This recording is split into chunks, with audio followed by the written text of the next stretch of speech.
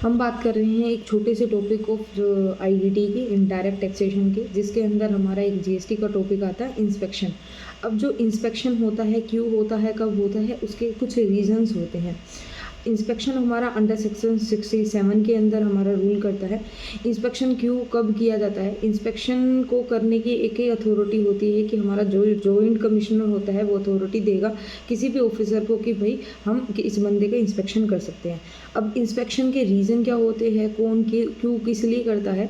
उसका होता है कि पहले हमने कोई गुड्स की सर्विसेज की सप्लाई की, लेकिन उस ट्रांजैक्शन को हम सप्रेस कर रहे हैं, मतलब हम छुपा रहे हैं या घुमा रहे हैं, तो इसीलिए हमारा पहला रीज़न होता है।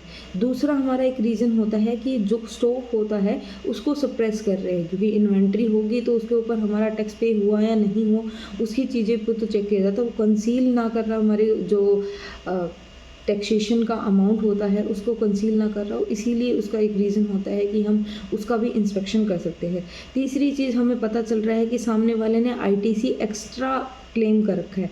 जब सामने वाला आईटीसी एक्स्ट्रा क्लेम कर रखा है तब भी हमारे जो गवर्नमेंट होती है उसके पास अथॉरिटी होती है कि वो क्या है, इंस्पेक्शन का ऑर्डर इशू कर सकता है।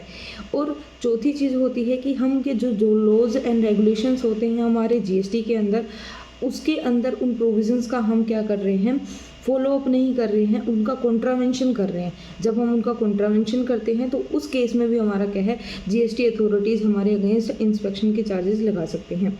अब एक होता है कि जो मेरी वेयर हाउस में जो गुड्स पड़ी है, वो जो गुड्स मैंने रखी हुई है वो टैक्स को इवेड करने के लिए रखी हुई है, या फिर हमारा जो केस है मेरे को दिख रहा है कि वो इवेजन का ही है, तो उस केस में हमारा क्या जाता है, इंस्पेक्शन के चार्जेस लग जाते हैं।